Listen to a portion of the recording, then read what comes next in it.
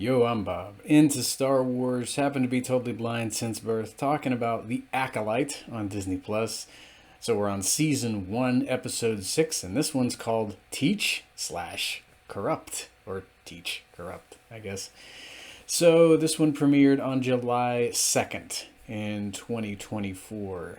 So I'm filming this just about a day after it aired. It is July 3rd, so hopefully there will be no fireworks as I'm filming this video because folks really like to set them off early around here.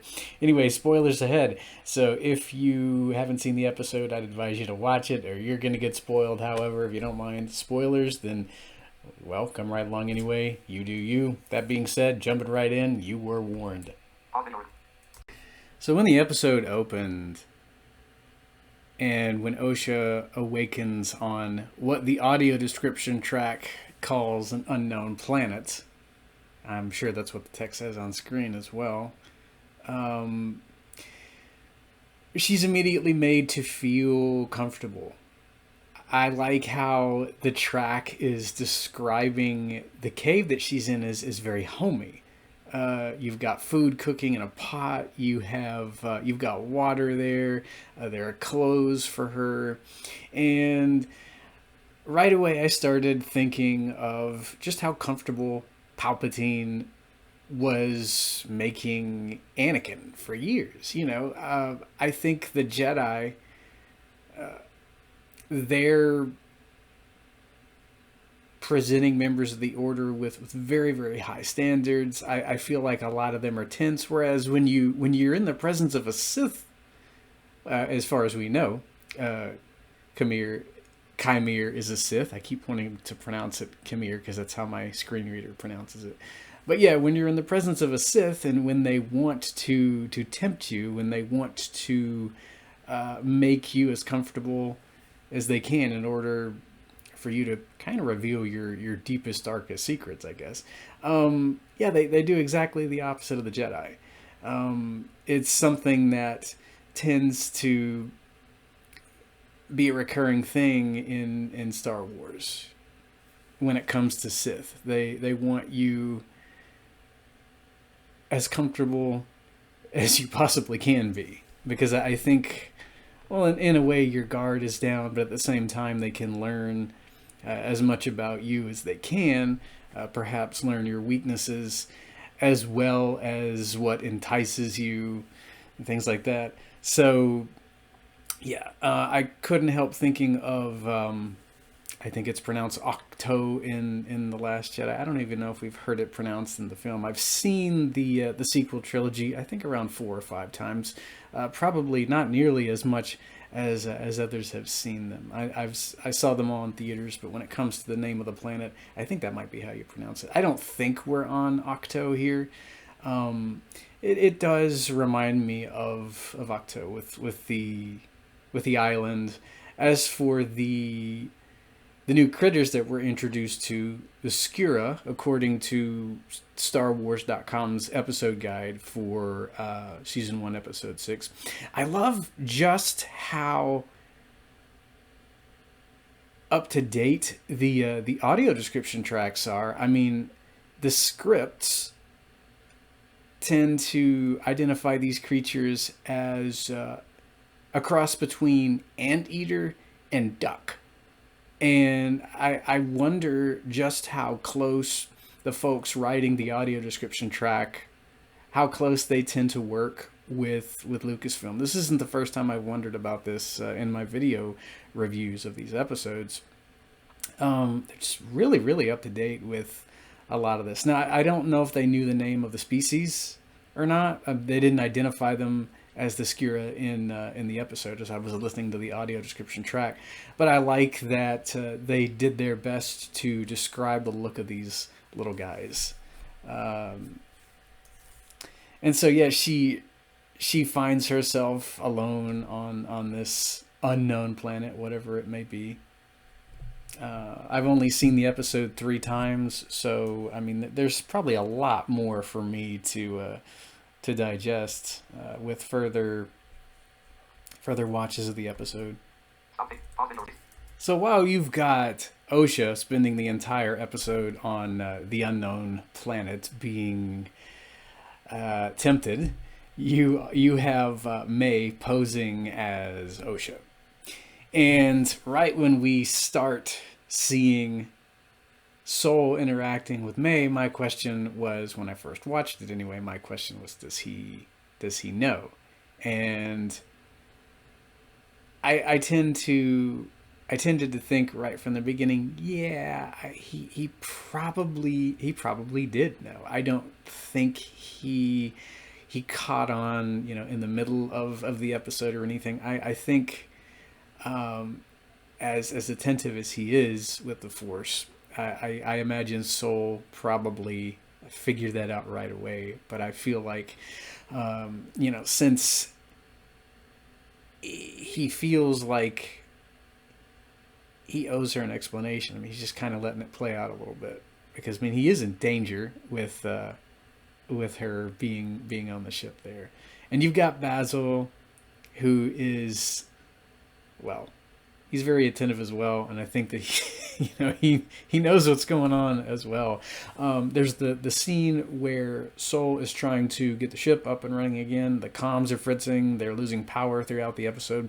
And there's this one scene at the beginning where he just has to pause for a moment. And, I mean, he shows grief because, I mean, he lost quite a few Jedi allies in the last episode, and it's something that we don't really see in terms of Jedi. We don't really see them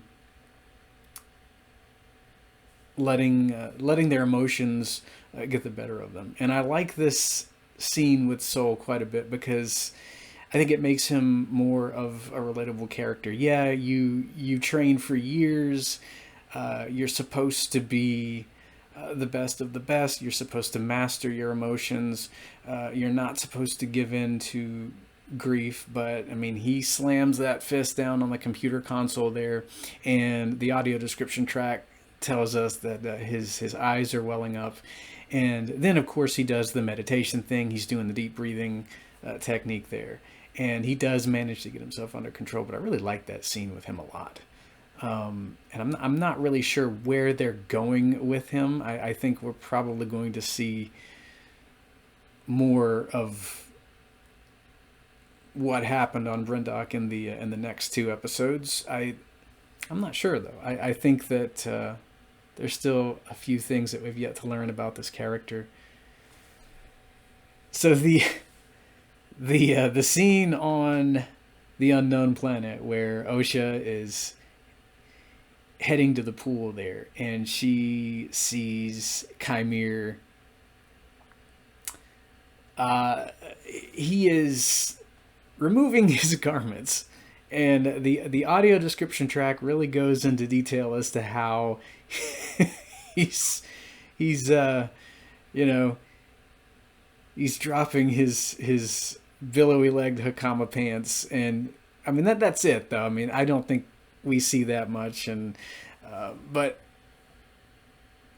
this isn't the first time we have seen Sith tempting certain individuals. We saw this with Githany and Darth Bane, Path of Destruction. She tended to use her looks to get what she wanted in that particular novel, and I think Qimir knows exactly how to get what he wants, and he'll do whatever he needs in order to get what he wants. In this case, it is a pupil, it is an acolyte. He's really pouring this temptation on thick here as he's doing what he's doing in the pool. And the audio description track does point out the scar on his back. And there was one individual on Twitter that go by Graying Jedi. He said that his wife pointed out that it looked like a scar from a whip. And of course, in the episode later on, we see Vernestra's light whip. She does wield that in the book, so it's cool that we're getting that in live action. And a lot of folks are speculating that this was her former Padawan. If that's the case, it does make sense that he has a shoto, that he has a light dagger, because in the old EU timeline, Luke made himself a shoto when he was going up against Lumaya in the comics, and he also used a shoto in the Legacy of the Force books. Because light whips can go in more than one direction. They can go in multiple directions. So, I mean, he built himself a shoto to combat the light whip. And I can see Qimir doing the same thing, building himself a little hidden shoto in his lightsaber if he ever needed to go up against someone with a light whip. That's probably not the case here. I don't know. But I mean, that's what people are thinking. I don't know what I think yet. I'm not really big into who's right and who's wrong and who calls it and all that stuff. But I do like the idea of this guy perhaps being a former Padawan to Vernestra here. So yeah, he's doing a bit of flirting with Osha, because Osha, you know, was a former Jedi. He's really trying to get her to let her guard down so she'll talk to him about her weaknesses. And he's also trying to get her to see just how strong she is and how, you know, perhaps she doesn't need the Jedi throughout the episode. He's trying to, well, I wouldn't call it empathize. I think, you know, Sith try to come off as empathizing, and maybe some of them do tend to want to do that, but I think at their core, I think Sith are very selfish force wielders. I think, you know, in the end, they're only out for themselves. And I mean, I think if Osha were to prove herself as weak, just as May did, this guy would throw her aside in a heartbeat if he knew there was someone stronger coming along. So he's just using her. I think he sees great potential, great strength in her. And I think he did see it when they first met in the second episode here. So it's interesting that he's kind of playing that up in episode 6. So we get to see Vernestra again in this episode. So I haven't read all the High Republic books. I read Phase 1, now I'm on Phase 3. I'm saving the prequel phase, which is Phase 2, for later. But it's good to see her in live action. I don't think I've read all of Phase 3 that has been published so far. But we find out that Qimir, excuse me. Jeez, I gotta quit doing that. Qimir was a Jedi a very long time ago, or so he says. In this particular episode, as he is kind of going into his origins with Osha. I don't know whether or not to believe him. I think I'll take his words literally, though. I mean, he says he was a Jedi a very long time ago. And I know some fans are wondering, oh, what if this is big High Republic potential spoilers? I don't know whether or not this is true, but some folks are wondering if this somehow could be Vernestra's former Padawan, Emery. And I did read of him in Phase 1. I don't know how that could possibly be, unless we're going to go into really unnatural, life-prolonging dark side stuff. I don't know if they're setting this guy up to be Plagueis or not. I hope not. I really hope they keep him immune, as I've said in other videos. I want him to be pretty much the way he was when I was first introduced to him back in 2012. Who knows, though? Maybe this guy's a clone, but I don't know if I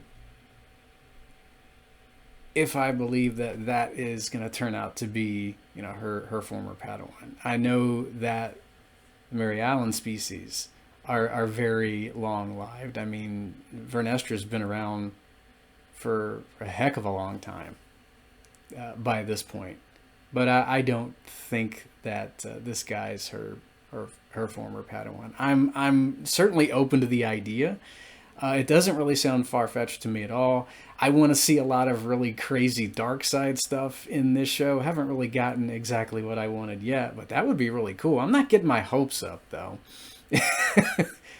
He's probably just, someone else that Vern taught at some point. Or he could be someone completely different. He could have ties to Soul because, according to Soul, he felt familiar to him.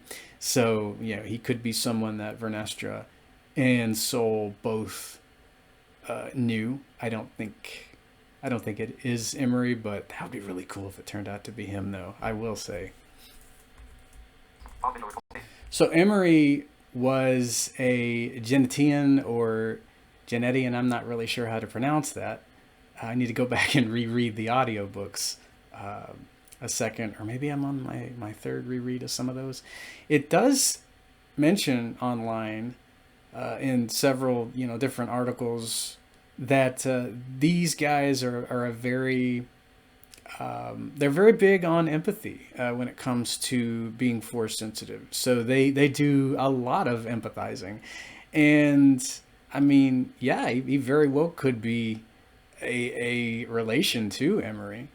I don't really know Emery if I don't know if that species is long lived like the Mary Owens or not. I know Emery was born in 246 BBY, and the Acolyte is around 132 years before the events that everyone's familiar with. So I don't I really don't know if he's still around or not by the time we see Vernestra in live action. He very well could be. This could be a descendant of his. Now that's really got me thinking that this guy could have some sort of relation to Emery, her former Padawan.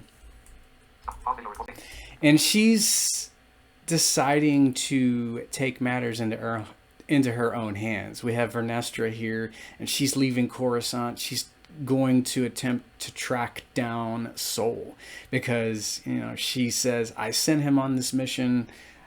Now apparently his entire team is gone.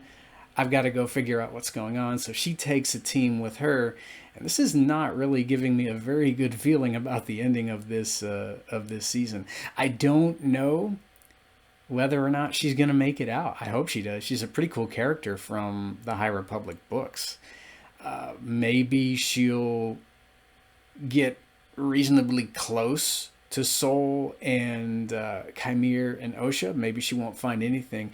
We might see something similar to the way Darth Maul Shadowhunter ended. You had Obi-Wan in that book. He was trying to figure out what exactly was going on, who was causing a ruckus on Coruscant. All he found was, dead Jedi.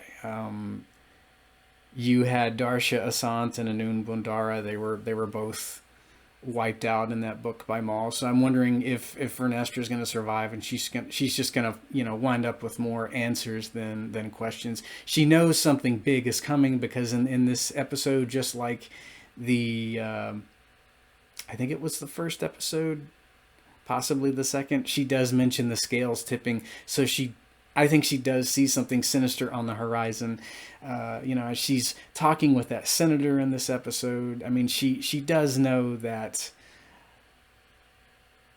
I think she knows that the Republic is headed toward a darker place. I think she can possibly sense the sun.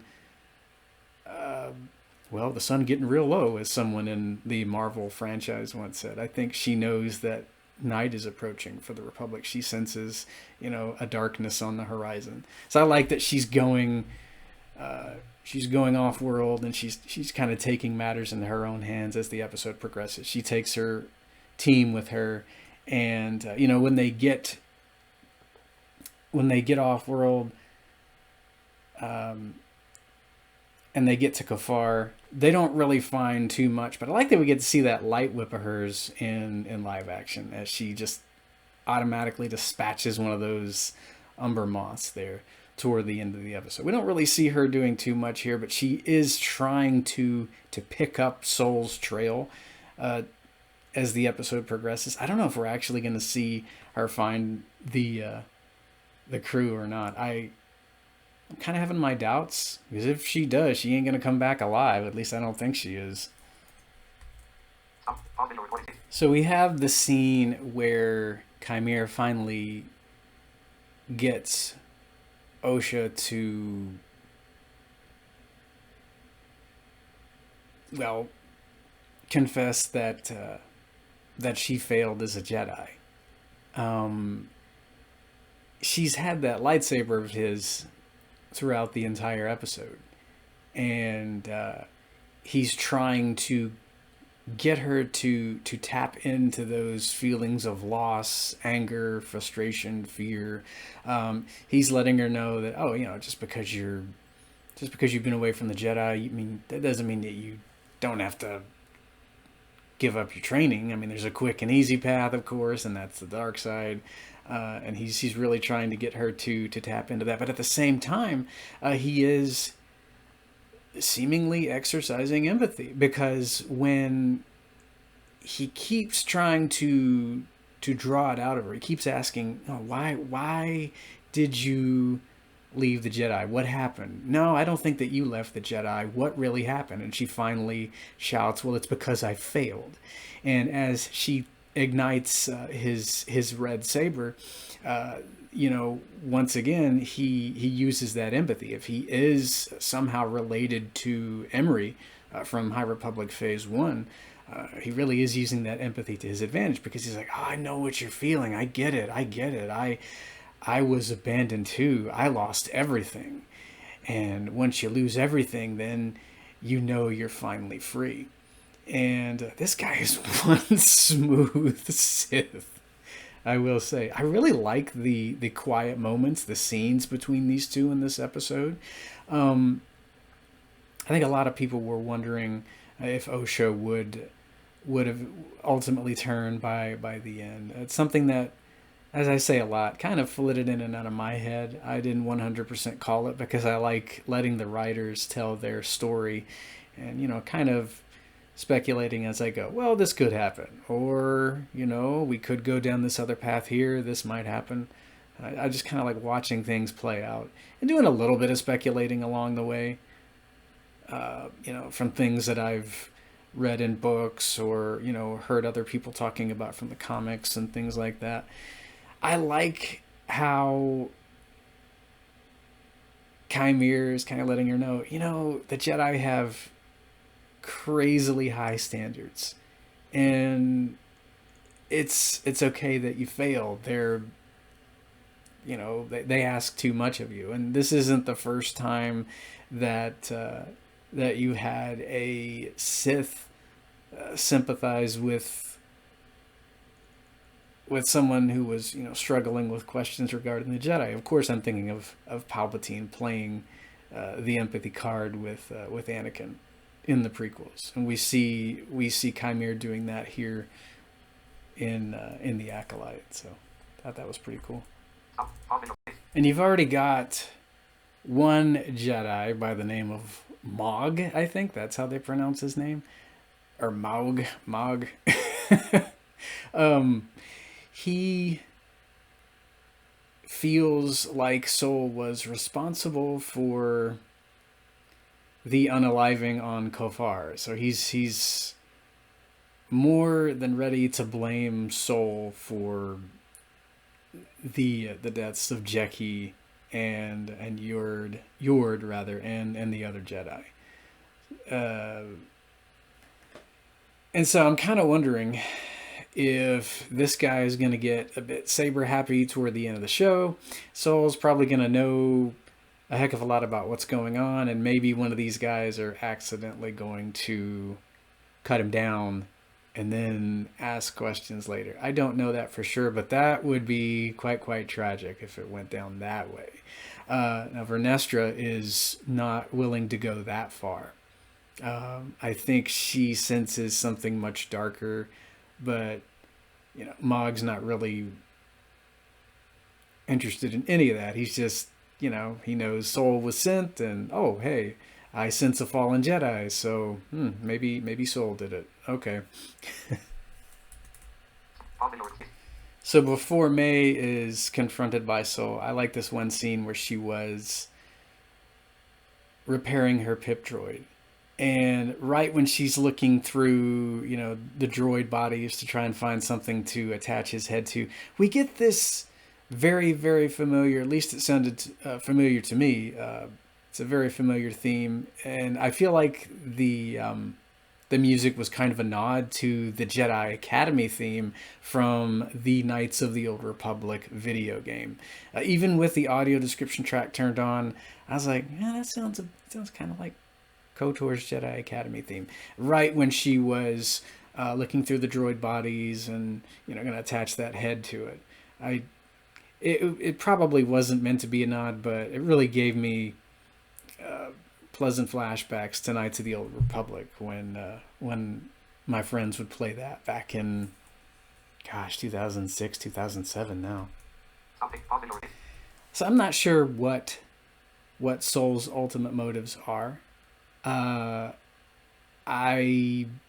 can't wait to find out. But yeah, he knows that it is in fact May on the ship with him, and I tend to take him at his word when he says that there is still good in May. I think he wants to try and make up for what happened on Brindok. I don't know if there's more to that. I'm sure we'll probably be seeing that in the next episode. But yeah, I like that one part of the episode where he just automatically, stuns her. She goes down, and then, later toward the end of the episode, he's like, I've been thinking about what I was going to say to you if I had the chance for 16 years now. And it's time I talked, and it's time that you listen to what I have to say. I don't know what's coming. He seems like one of the coolest characters in the show. I love his heart. I love his compassion. But at the same time, I don't know, there's something about all that kind of makes me a bit leery of him too. I feel like, one of the most rock steady Jedi was Qui-Gon Jinn. I didn't really get anything. I didn't really feel anything off about him, but Soul, I think he's a good individual. I think he does the best that he can when it comes to being a responsible Jedi, but I tend to wonder what interesting things we're going to uncover about his past. No, I do not think he is a secret Sith at all. I wouldn't think that. And I know some fans are wondering if Vernestra is the other Sith. I don't think so. I mean, who knows at this point? But we do know that there are always two. So maybe we've met the other Sith yet. Maybe we haven't. I hope we haven't. I hope that he doesn't even show up by the end of the season.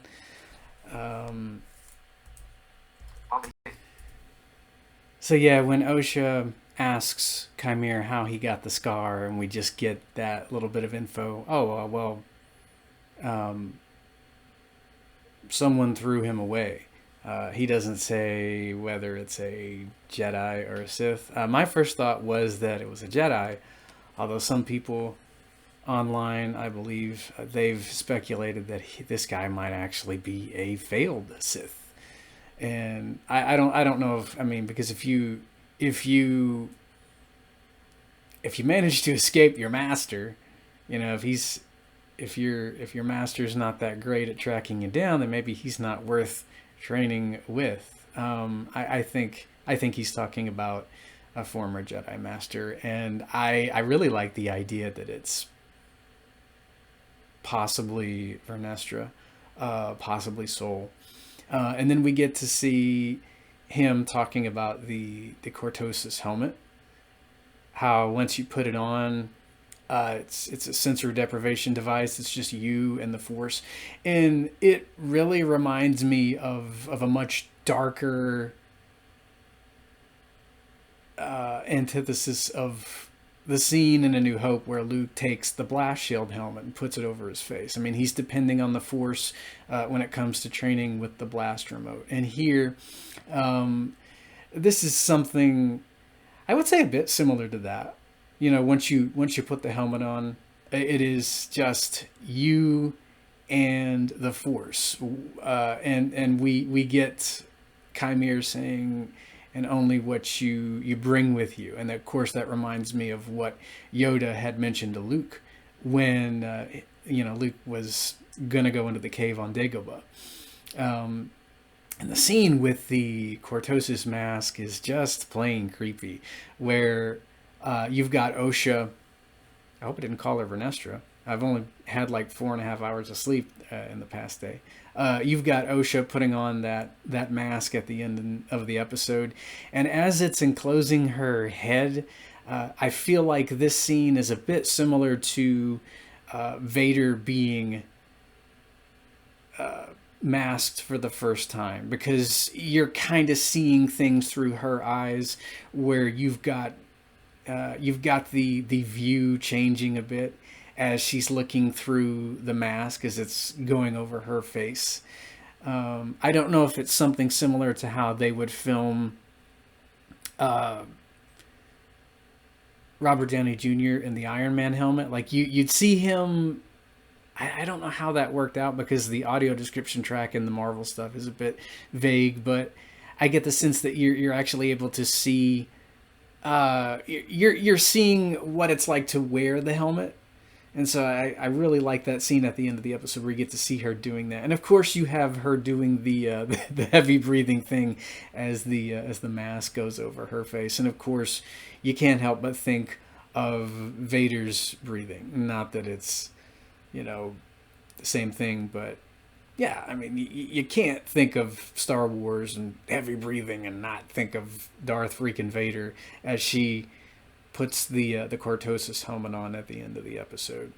And so, she's, I think, gradually being, well, I'd say possibly corrupted. I really don't know how this is going to end. I would love to see her as an acolyte, but of course, if she does go the other way, that would be cool too. I don't know if anybody's going to survive this but Qimir. I think everyone's up for grabs at this point. I would hope that Basil makes it out, but I don't know. He might be going out as well. I will say I liked the last episode a bit more than this one, but I think the things that really did it for me in this episode, well, it had a lot to do with Qimir, attempting to reason with Osha, attempting to make his side look like it was chock full of empathy. He's doing everything he can to kind of get her to switch sides. And those are probably my favorite parts of the episode. I did like the moments in the episode where you got to see Soul kind of being vulnerable there, grieving. I love the end of the episode where, he tells May aboard his ship, I'm not going to hurt you. I just want to talk. I want to explain some things. And I believe him. I don't really know as to whether or not Soul has a darker side. I think they probably did some questionable things. I think Soul regrets what happened on Brundock. I think that it's been weighing on him for years. And so I'm wondering what they're going to talk about. I can't wait to see the penultimate episode next week. I give this one, I don't know, 9.5, possibly a 10 out of 10. Had a good time with this one because of all the subtle temptation, dark side stuff. I love scenes like that. When you have Sith really trying to sway Jedi to the dark. I think it's some of the most riveting stuff in Star Wars, because you're rooting for Osha to remain on the light side, but you've got that scene at the end of the episode where she finally decides to put on the helmet, and who knows what's going to happen next. I'm I'm kind of thinking nobody's going to make it out, though. It's been an interesting ride so far. I will say I wanted to see more from the perspective of the Sith, and I hope that if we do get a season 2, we'll get a heck of a lot more of that. As much as I like the Jedi, I think it's a lot more fun to, kind of have ride-alongs with characters on the dark side, with bounty hunters, with the characters in the criminal underworld of Star Wars. Jedi, I really like Jedi a lot. They don't bore me like they bore other fans. I like the light that they exude, but I think it's just as fun to explore the darker aspects of Star Wars, so you can learn what not to do. All right, I guess that'll do for this video review. Hopefully it hasn't been too terribly long. I might have to make an addendum to this if I've forgotten anything. And I'll hear you guys next week when we talk about the penultimate episode of The Acolyte. Until then, may the Force be with you.